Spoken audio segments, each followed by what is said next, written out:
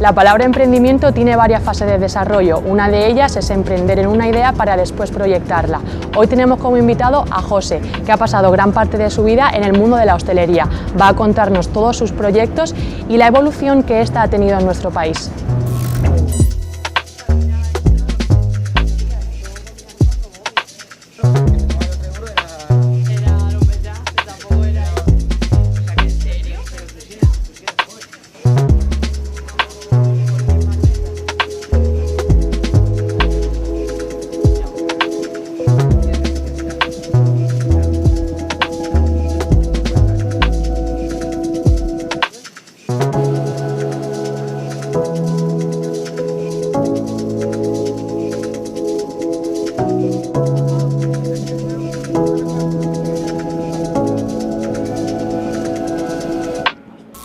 Bienvenido, José, a nuestro programa Emprendiendo. Vamos a hablar hoy de muchas cosas. Quiero hablar sobre todo de el concepto que tienes de la gestión de la hostelería aquí en España, porque tienes un montón de experiencia en otros países. Primero quiero hacer una cronología tuya previa que has hecho, cómo llegaste a donde estás. Bueno, pues yo soy de Barcelona, en realidad.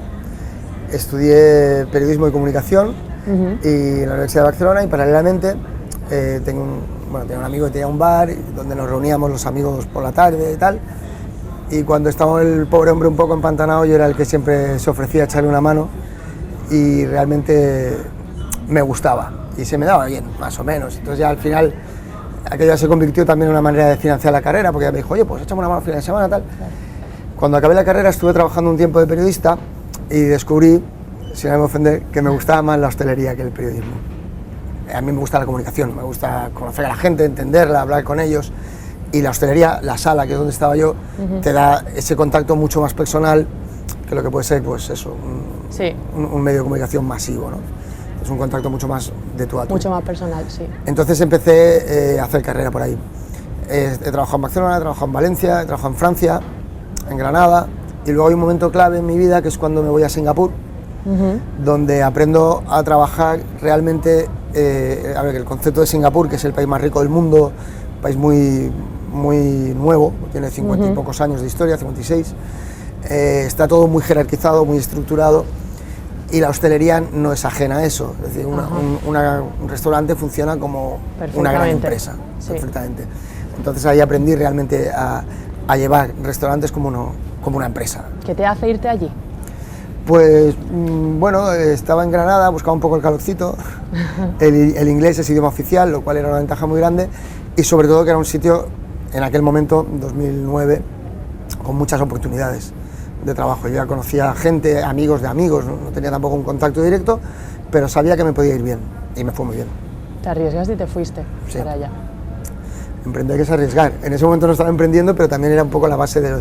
Claro, es emprender en tu futuro. Claro, yo siempre tuve claro que en hostelería, que es un concepto que tiene la gente muy equivocada, la gente muchas veces se mete en hostelería porque, pues como metí yo, ¿no? Estás estudiando, pero dinero. Es como un plan B, pero cuando descubres que te gusta, sea antes o después, hay mucha gente que le echa para atrás porque da la sensación de que tú vas a entrar de camarero con 20 años y vas a estar toda tu vida de camarero. Y realmente la hostelería tiene muchas oportunidades, porque la hostelería pertenece al sector de la alimentación, que parece muchas veces que un bar es un bar, y hay muchos tipos también de bares, de restaurantes y demás. Entonces yo soy una persona muy analítica, de números, y me especialicé en mi trabajo, porque yo no he estudiado hostelería, pero durante mi trabajo me especialicé en gestión. A la que pude, pues ya hago yo la caja, oye, pues mira, me he dado cuenta que este precio, teniendo en cuenta tal, vas viendo cosas, y cuando llegas a un sitio como Singapur, enseguida que te dan un puesto de responsabilidad, es una responsabilidad financiera la que tienes. O sea, tu responsabilidad es que eso de dinero. En hostelería, muchas veces, se lo digo muchas veces a clientes que tengo, a gente que me digo, tú no eres camarero, tú no eres cocinero, tú eres empresario. Ya. O sea, te puedes poner a hacer café, a atender las mesas o a cocinar, pero tú eres empresario. Entonces, esa es la diferencia clave, que en el sector en España y especialmente en Andalucía no es que no exista, pero no está tan extendida como debería. A ver, quiero profundizar un poco en eso, que lo vuelvas a explicar otra vez, porque o sea, quieres decir que aquí no se tiene tanto en cuenta otros factores que sí se deberían tener en cuenta a la hora de, aunque sea pues claro, aunque sea un pequeño negocio, ¿no? Aunque sea un pequeño negocio, además, ya te digo, en el tema en el que estamos como emprendedor, porque aquí voy, cuando yo vuelvo de Singapur, hace 5 años, en Granada, y de un modo un poco casual, hablando con un amigo, de oye, mira, pues tú sabes del tema, yo tengo una cafetería, ¿me puedes echar una mano? Porque no sé qué pasa. Que es claro, pero tú empezaste habitual a ayudar a amigos. Sí, y ahora aquí en Marbella, que llevo un año aquí, poco más de un año, cuando decido emprender, digamos, con ya todas de forma las un poco, consecuencias. claro, exacto. Sí, ya dejar de lado el trabajar para terceros y centrarme en eso, en buscar esos clientes míos que son, en principio, empresas de hostelería, de bares, restaurantes, cafeterías, cualquier cosa, y que le falta, o sea, que están llegando a ese punto porque además hay un relevo generacional. Y me he encontrado muchas veces, es que esto lo llevaba mi padre o mi tío, ahora lo llevo yo, y claro, él lo hace de un modo que yo no entiendo, yo quiero hacerlo de otro modo. Entonces ese relevo generacional da pie a hacer las cosas bien. Ajá. Porque al final se trata de eso, al final se trata de que tú tienes un negocio, tú tienes una empresa. La palabra empresario asusta mucho, de hecho sí. Emprendedor es como muy, yo soy emprendedor, ¿no? Sí. Vale, eres emprendedor pero eres empresario. Tenemos esa conciencia de que el empresario es malo. Yo no digo que el 90% de los empresarios no lo sean, no lo sé, o sea, a lo mejor son malísimos, pero tú como empresario no tienes por qué ser malo. Tú que tienes un bar o un restaurante o una cafetería, no tienes por qué explotar a tus trabajadores, que de hecho va a ir en tu contra porque ese trabajador tuyo te va a robar, entre comillas. Ya, sí, o sea, es que está muy mal. Está muy mal, claro. Lo tenemos muy mal, muy poco idealizado, quiero decir, todo lo contrario, ¿no? O sea, exactamente.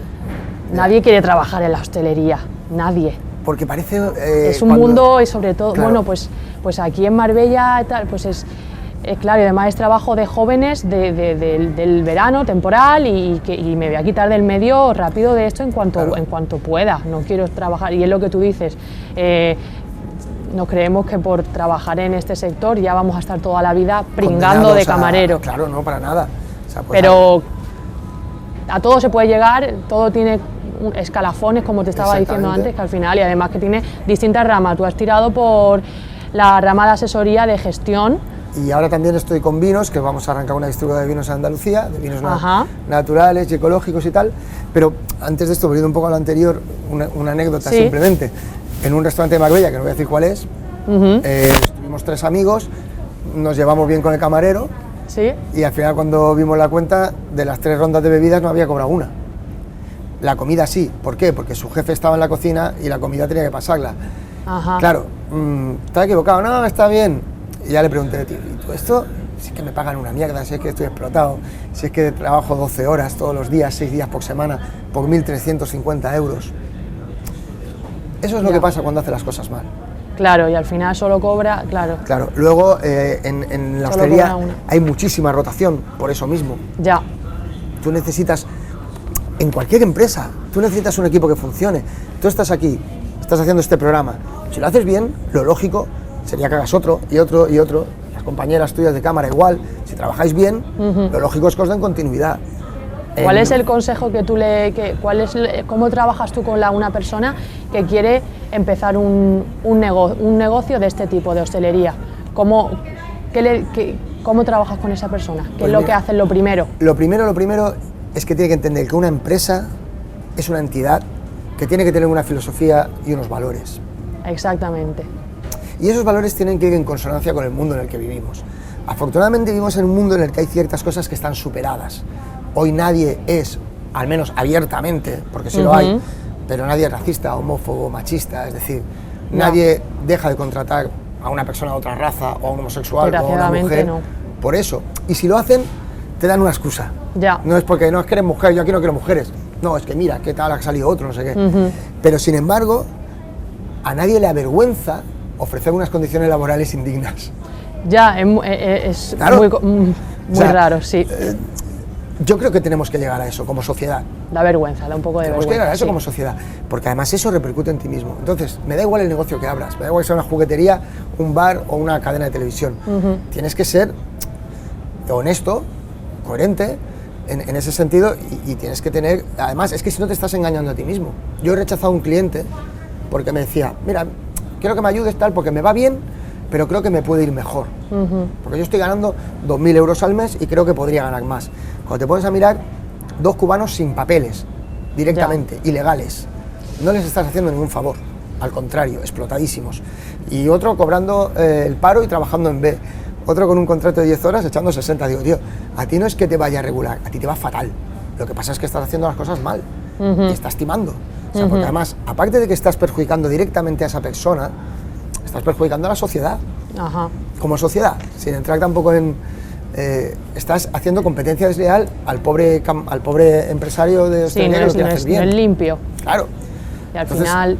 Hay que jugar todos con las mismas reglas. Claro, exactamente. No puede ser que a ti te vaya bien y a ti mal porque yo pago a mi gente lo justo y tú les pagas en B la mitad.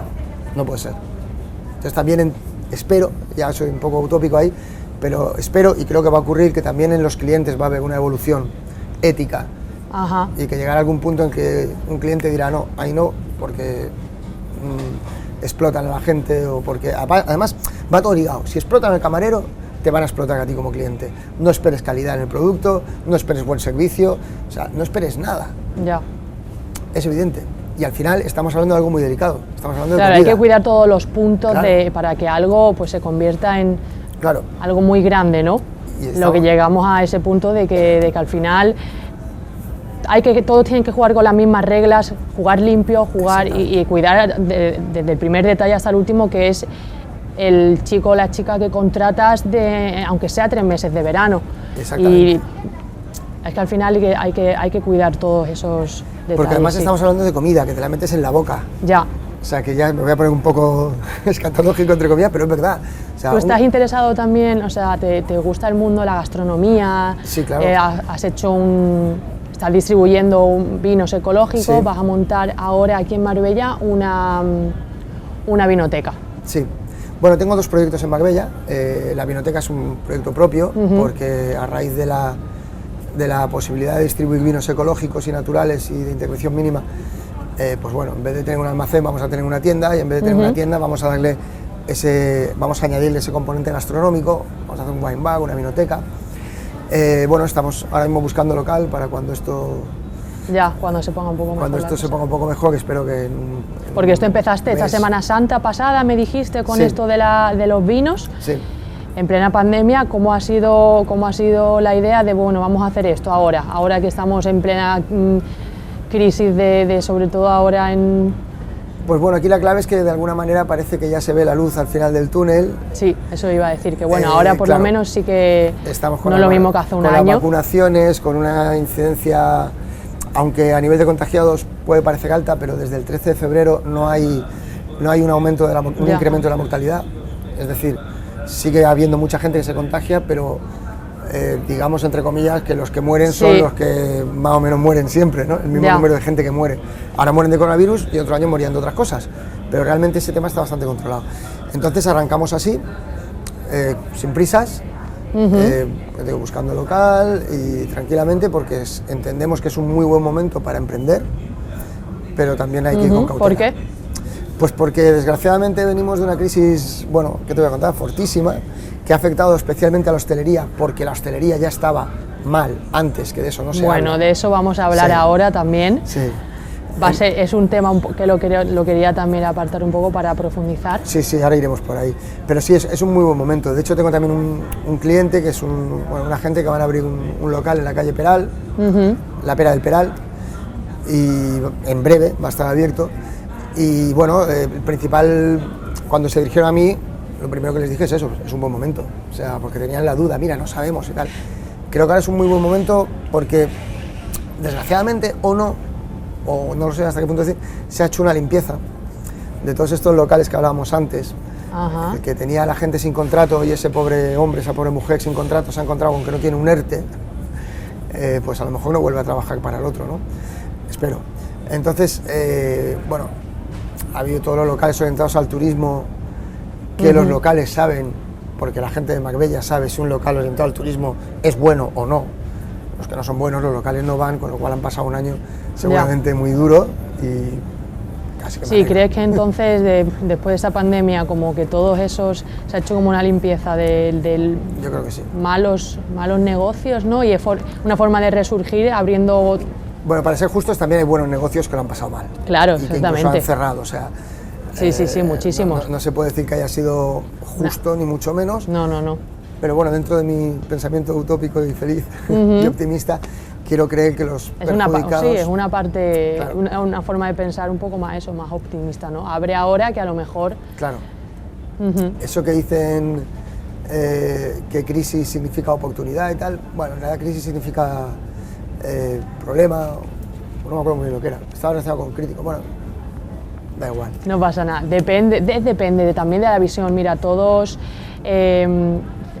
estamos teniendo un montón de invitados que a raíz de la pandemia le han sacado su parte buena y que han empezado su proyecto en plena, de hecho hace un año, en plena pandemia, empezó con una idea y al final es la visión que tú le pongas y las ganas que tú le pongas, los valores que tú le pongas, que al final es lo que estamos aquí también intentando dar luz, a que es muy importante la parte de negocio, la parte de que, bueno, quiero ser empresario, quiero ser emprendedor para ir por mi propio camino, no tener jefe, pero es muy importante la parte humana, personal y de la parte de valores y de las ganas y de lo que creas, que crees en algo y quieres proyectarlo, ¿no? Exactamente.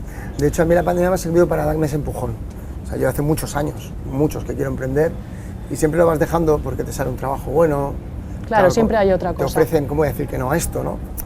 Y afortunadamente en mi carrera siempre he ido para arriba. Entonces nunca me he encontrado en ese punto, yo hace ya muchos años que no hago un currículum, siempre me han buscado. Entonces nunca me he encontrado en ese punto que dices, hostia, ¿qué hago ahora? No tengo nada que hacer. Eso ha pasado en la pandemia. También. En la pandemia todo mi futuro esplendoroso se fue al garete y me he tenido que crear este reinventar, futuro. Te has reinventado.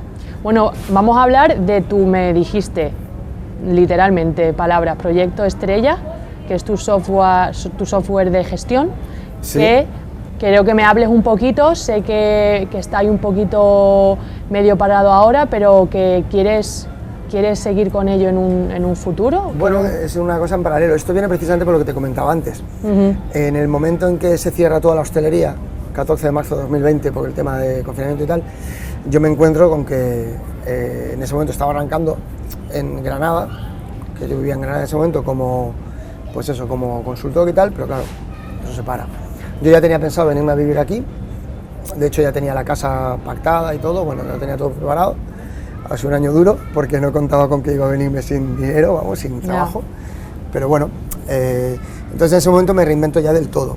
Y decido que esa consultoría que yo hago externa para empresas y tal, me doy cuenta que hay muchas cosas que se pueden automatizar. Ajá. A eso le sumo el hecho de que cualquier empresa, ya no solo restaurantes, prácticamente cualquier empresa tiene pues un software de CRM, un ERP, un TPV, luego unas hojas de Excel, una web, y al final está tratando los mismos datos en diferentes lugares. Eso responde a una voluntad empresarial del sector de la informática o del software, ¿no? El sector del software quiere que tú compres un programita para la contabilidad, otro para las reservas, otro para la gestión de stocks, otro para el personal, porque el modelo de negocio ha cambiado. En las empresas de software, que antes un software valía X y ahora son cuotas, ahora es el SaaS, que se llama Software as a Service, software como servicio, entonces tú pagas 30 euros al mes, 20 euros al mes, 50 euros al mes. Sí. Entonces claro, desde la perspectiva del empresario es más cómodo, porque ¿cuánto es esto? 20 euros al mes, pues ya no son 1.000 euros ni 10.000, son 20 al mes. Bueno, 20 al mes al cabo de 10 años ya es mucho dinero, pero bueno, entonces bueno, 20 de aquí, 20 de allá y 20 de allá acaban pagando bastante más de lo que pagarían por un programa monolítico que lo englobe todo y bueno, y están pagando además todos los meses. Claro, o sea, así has recogido todos los servicios que necesita un negocio, ¿no? en uno mismo. Un sistema integral de gestión de empresas. Pues eso, a raíz de esto me reinvento. Yo siempre había programado como hobby, aquí me pongo a hacerlo en serio, ya donde yo no llego, contacto gente, porque claro, evidentemente yo no tampoco, o sea, era un hobby, ¿no? Ya. Pues contacto con gente que me puede echar una mano y que me está ayudando. Y bueno, la idea ha crecido, se ha expandido, ha evolucionado en positivo y ahora mismo va a ir por módulos. El primer módulo va a ser un módulo de facturación sencilla para profesiones liberales, tipo psicólogos, abogados, diseñadores gráficos, es decir, gente que no tiene un catálogo de productos, sino que, bueno, ahora mismo te hago esto por 200 euros, que esto otro por 400, entonces eso va a estar disponible muy pronto. Vale, o sea, todavía no se ha... Claro, todavía estáis trabajando en ello, todavía no se ha lanzado. Además, me ha salido, ya tengo lo del vino, lo de la consultoría... Bueno, repente, genial, o sea, son muchas cosas que están tirando para adelante. Eso también es una señal. De Semana Santa para acá, ayer lo estaba mirando y tengo como 8 o 9 proyectos. Hay alguno que he tenido que decir que no, directamente. Y antes de Semana Santa tenía 0. Bueno, me ha ido saliendo alguna cosita, pero vamos. De Semana Santa para acá se está moviendo mucho la cosa, lo cual evidentemente es muy bueno, claro que sí. Porque no creo que sea el único afortunado, supongo que le está pasando a todo el mundo. Exacto, quiero que hablemos de la evolución que ha tenido la hostelería desde la crisis interna de la que hablábamos el otro día, que lleva implantada desde la crisis que tuvimos en 2008, que parece que no, pero tú dices que a partir de ahí fue todo a peor, no, pero ya como que fue un antes y un después. Sí, efectivamente, yo esto lo he estudiado, a raíz del confinamiento he tenido mucho tiempo libre y aparte de programa también he estudiado. Un próximo proyecto tuyo también puede ser las charlas, ¿no? Charlas sobre gestión, sobre evolución de la hostelería, sobre cómo llevar... Sí, porque yo esas charlas las hago entre amigos y además los amigos me han dicho, ¿por qué no le das la charla a otro? Charlas motivacionales también, de estas que sí, porque es que el sector de la hostelería es un sector muy difícil, particularmente en España, e incluso te diría más en Andalucía, porque es eso, está muy poco estructurado a todos los niveles, a todos los niveles, o sea, desde lo que hablábamos antes de gestión, pero también de marketing, incluso eso de íntegramente como sector. Además es un sector que está muy peleado, no peleado, pero muy disperso, no hay una asociación de hosteleros fuerte. Todo lo que ha pasado durante la crisis de que los hosteleros, las ayudas tal, el problema es que hay 500 asociaciones de hosteleros, no hay una la voz fuerte. Cantante, claro. Ya. El hostelero, afortunadamente eso ha ido cambiando con los años, pero siempre normalmente ha sido muy independiente, ahora están empezando a unirse. Entonces, pero claro, no hay un corporativismo que es necesario en esta profesión, o en todas. Entonces, bueno, volviendo a tu pregunta, a raíz de la crisis me pongo a estudiar, a raíz del confinamiento me pongo a estudiar un poco qué puede pasar con la hostelería, ¿no? Y descubro una cosa muy interesante, un par de cosas muy interesantes. Una es que cada conflicto o cada situación, digamos, de cambio, una guerra o una crisis, durante el siglo XX hasta ahora, ha provocado la aparición de un nuevo concepto de hostelería que va vinculado a un valor que no tiene nada que ver con la comida en sí o con la bebida en sí, ¿no? Esto lo podemos desarrollar luego si quieres. Y cuando llego a 2008, a la crisis de 2008, ahí veo que efectivamente hay un cambio brutal. Ahí lo que hay es un cambio brutal que nos ha llevado hasta donde estamos hoy y que el coronavirus ha sido la puntilla o ha sido lo que ha abierto los ojos, entre comillas, porque es como la caverna de Platón, ¿no? O sea, ha mostrado una cosa, un problema que en realidad no es el coronavirus ni es la pandemia. O sea, es evidente que la hostelería es uno de los sectores más afectados. Sí. ¿Pero por qué? Porque ya venía herido, ya estaba dañado de muerte antes y nadie parecía verlo o no se quería ver o por qué. Entonces hay 3 datos que te quiero dar muy importantes, o muy relevantes a partir de esto.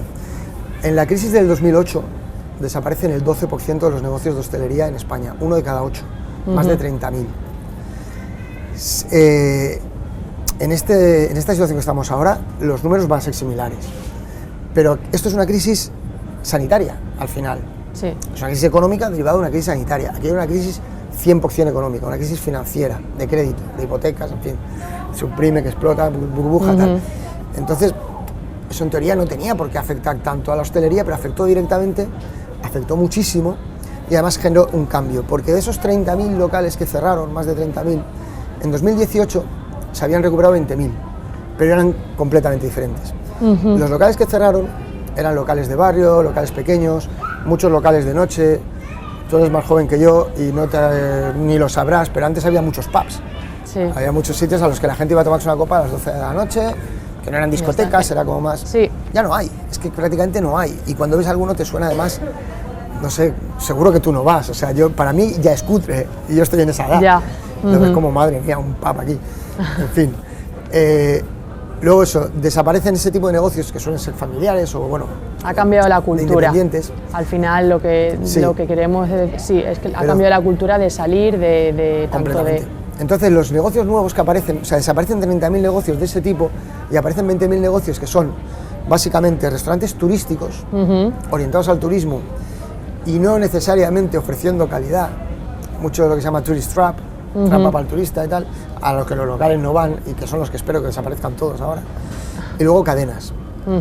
Las cadenas además han crecido una barbaridad, la restauración organizada que se llama, o sea, las grandes marcas que no te voy a dar, que es el mismo local en Marbella, que en Cuenca, que en Getafe, que en Hong Kong.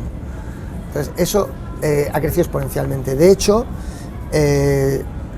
la restauración de este tipo representaba alrededor del 15% en 2008 y en 2019 era el 30%, es decir, el doble. 3 de cada 10 locales de hostelería, bares, cafeterías, restaurantes son de ese tipo. Entonces, bueno, esto tiene unas implicaciones económicas también y de cultura. Un segundo dato muy importante es que a raíz de la crisis de 2008 se pierde mucho tráfico que no se recuperó nunca. O sea, en 2008 un residente en España acudía de media 186 veces al año a un establecimiento de hostelería. Eso es prácticamente día sí, día no. 186. Joder. Sí, en 2018 eso había bajado a 130 y pico. No, perdona, en 2014, que era el mínimo, había bajado a 140 más o menos. En 2018 se había recuperado, pero había llegado hasta 160. No ha vuelto a llegar a los números anteriores a la crisis de 2008, ni llegará. Entonces, el ticket medio se ha mantenido, lo cual también es engañoso porque han pasado 13 años y se paga lo mismo ahora de media en un restaurante que en 2008, pero el volumen ha descendido mucho. Ese segundo punto que tenemos, un cambio en el modelo o en la estructura del negocio, de que desaparece un cierto tipo de locales en beneficio de otros, y luego una disminución de tráfico, de volumen. El tercer dato es que además esa disminución de tráfico implica un envejecimiento, porque lo que ha pasado es que la gente que ya iba en 2008 ha seguido yendo, pero la nueva generación no se ha incorporado del mismo modo. De hecho, te voy a dar otro dato porque me lo he preparado, los datos, que son reales, claro. En 2008, el 33% de los clientes en general de hostelería eran menores de 35 años. Qué fuerte. Y más o menos el 35% eran mayores de 50. En 2018, el 50% son mayores de 50. Y los menores de 35 no llegan al 20. Sí, está claro que el tercer punto y uno de los más importantes es que ya las nuevas generaciones, los jóvenes, no es la misma cultura de ahora que la de antes de la crisis, y que es verdad que ha habido un cambio, que no tenemos las mismas, lo estuvimos hablando, no tenemos las mismas costumbres, no tenemos la misma costumbre de ir si vamos a un bar, van a bares, no estamos tan metidos en restaurantes ni en bares, sino vamos para otro tipo de objetivo que no eran los de antes, quizá. Efectivamente. Tu generación ha inventado, y eso está sobre vuestras conciencias, tu generación ha inventado el botellón. Ya. Que es lógico, después de una crisis como 2008, la gente que tenía menos de 18 años, los niños y adolescentes de 2008, que son los que ahora tienen de 30 a 30 y algo para abajo, no se han criado en bares porque sus padres no iban a bares una vez cada 2 días, como pasaba en 2008, como pasó en mi generación, y ahí van menos, bares, restaurantes, cafeterías, etc. Por otro lado, no tenían dinero. A mí mis padres me daban dinero y yo me lo gastaba en los bares. Claro, es un conjunto de cosas que ahora no se dan, que antes sí se dan, y al final hay muchos factores que afectan. Y bueno, me da mucha pena porque tenemos que ir terminando y este tema es muy extenso y daría para otro programa más, a ver si es posible, porque me parece súper interesante también pues contar cómo ahora los distintos factores que afectan a esto al final, y las diferencias que hay tanto en España como en otros países, y las repercusiones que habrá no solo en el sector hostelero, sino en la sociedad en general. Sobre todo la visión futura. Claro. Pues muchas gracias, José, me ha encantado la entrevista contigo, tienes una visión que yo creo que hay que tenerla en cuenta, y muchas gracias por venir al programa. De nada, y gracias a vosotros por invitarme. Muchas gracias. Nos vemos en el siguiente Emprendiendo.